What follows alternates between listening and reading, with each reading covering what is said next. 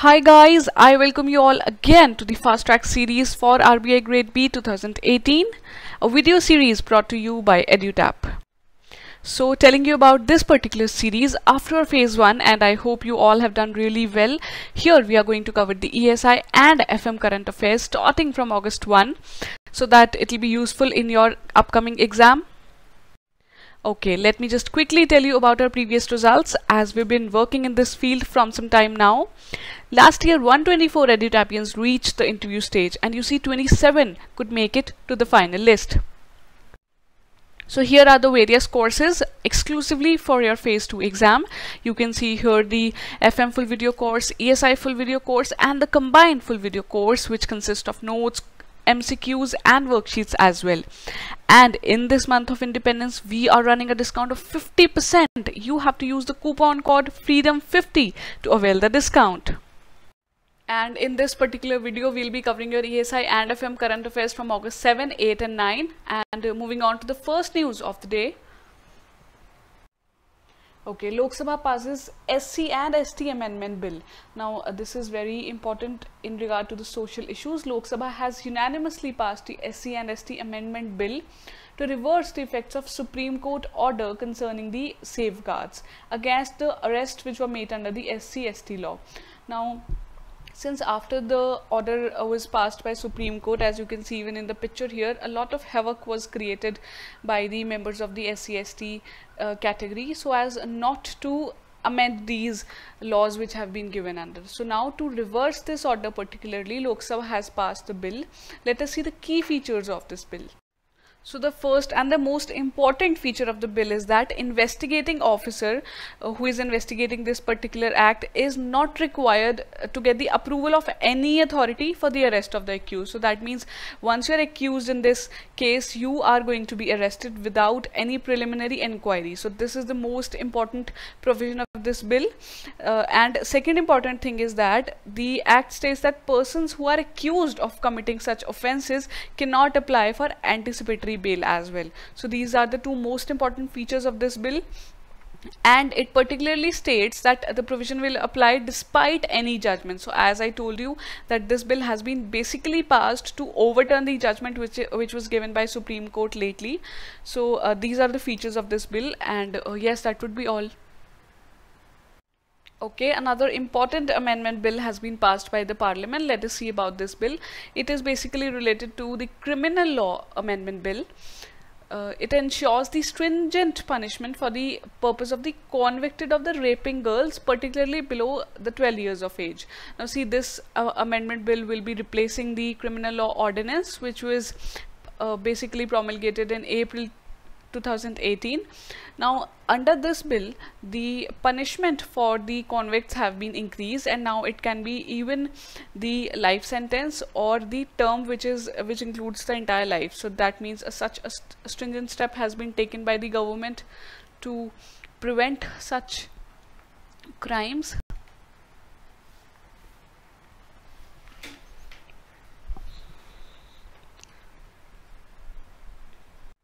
Okay, another important constitutional amendment here. Parliament has passed the bill to grant the constitutional status to the National Commission for Backward Classes. Now see, we have even learnt about this particular body earlier, NCBC, since it has been given the constitutional status now through this 23rd amendment of the constitution. So NCBC will have the powers at par with NCSC and NCST, the already National Commission bodies for scheduled caste and scheduled tribes. You can here read about the body more. The duties would include the investigating and monitoring of the safeguards which have been provided, and they will basically have the power of a civil court. So that would be all. Moving on to the next news. Pradhan Mantri Krishi Sinchai Yojana. Now this Yojana is particularly important. We'll see about this Yojana in the next slide, but let us see what this news entails for us. So government, NABARD and National Water Development Agency have inked the agreement for the 99 projects. Now these 99 projects are basically related to this Pradhan Mantri Krishi Sinchai Yojana. So these three important bodies, that is government, NABARD and NWDA, will come forward for the funding of the central share for the prioritized irrigation projects under this PMKSY through this long-term irrigation fund. So let us see about this particular Yojana. It was launched in July 2015, as you can see here, and basically it's an overarching vision because it was formed by amalgamating various earlier schemes which were there in the country related to irrigation, which includes AIBP, that is Accelerated Irrigation Benefit Program, then Integrated Watershed Management Program, and On-Farm Water Management components. So all these three are basically the components of National Mission on Sustainable Agriculture. So these three were amalgamated and Pradhan Mantri Krishi Sinchai Yojana was formulated. And the implementing agency is Ministry of Agriculture, Water Resources and Rural Development. So you can see the ministries, these three are collaborating for the implementation of this particular scheme. And yes, that would be it. If you find any other useful information related to this particular scheme, just post in the comment section below. Okay, now this is again important. Niti Aayog and CII have launched the partnership on the Sustainable Development Goals. So the Confederation of Indian Industry and Niti Aayog are in the partnership now. As I've already told you guys that Niti Aayog is one of the implementing agencies of the Sustainable Development Goals. So basically this partnership has been launched by during the conference which was organized by Niti Aayog, CII and United Nations.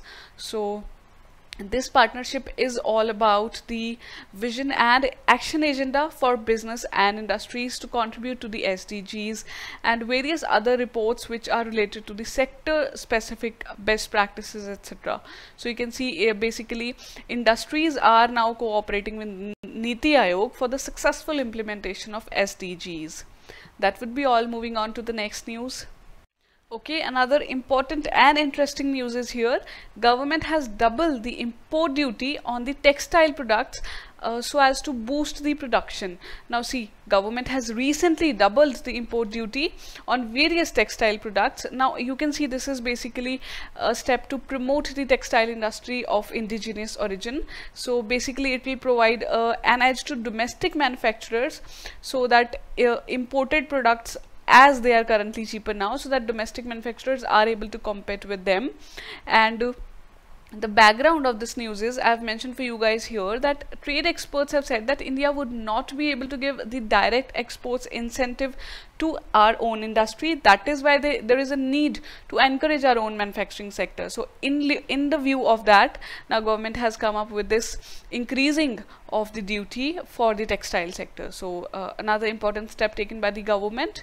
Moving on to the next news. Okay, Niryat Mitra mobile app. As you can see, Niryat Mitra mobile app has been recently launched by the Union Minister of Commerce, Industry and Aviation.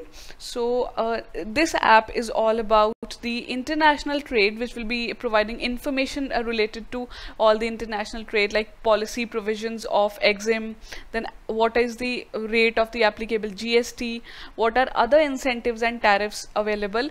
So this app, as its name suggests, Niryat Mitra is all about the export policy.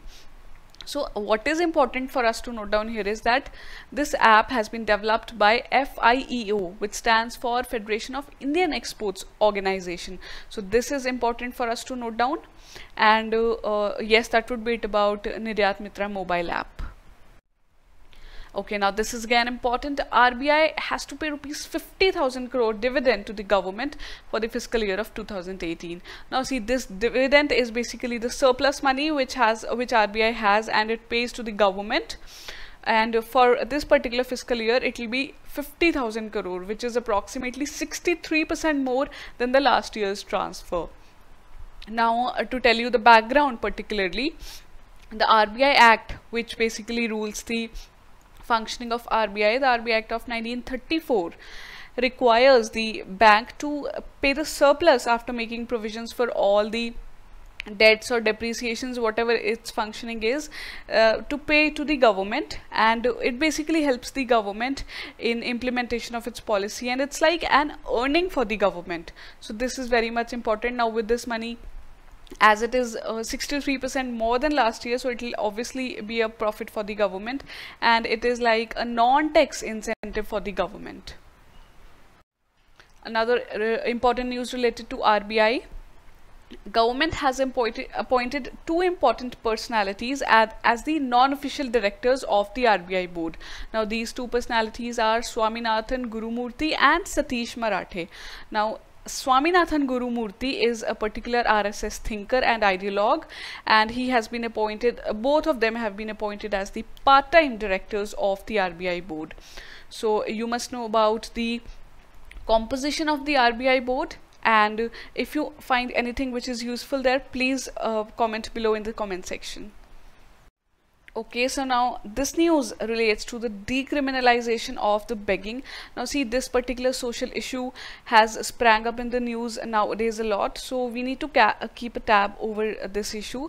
Now Delhi High Court has in its order decriminalized the begging in the national capital. Now just to tell you guys that there is no uniform a law or act which relates to the begging as a crime in a country. So a particular act known as the Bombay Prevention of Begging Act of 1959 is taken as a model act, where the beggary or related things are criminalized. So but now Delhi High Court has come up with this order where the begging has been decriminalized, as they have given the view that since the government is not able to provide food, shelter and even jobs to the people, so considering the human dignity, they have come up with this decriminalization effort. It was basically the order was passed after the hearing of PILs regarding the human and fundamental rights of beggars. So you can see now as this has come, so maybe there are some changes in other states as well related to this particular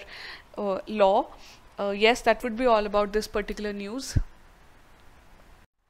So thank you guys, this was about the news coverage for ESI and FM section from last 3 days, and for any query you can visit our website always, that is www.edutap.co.in.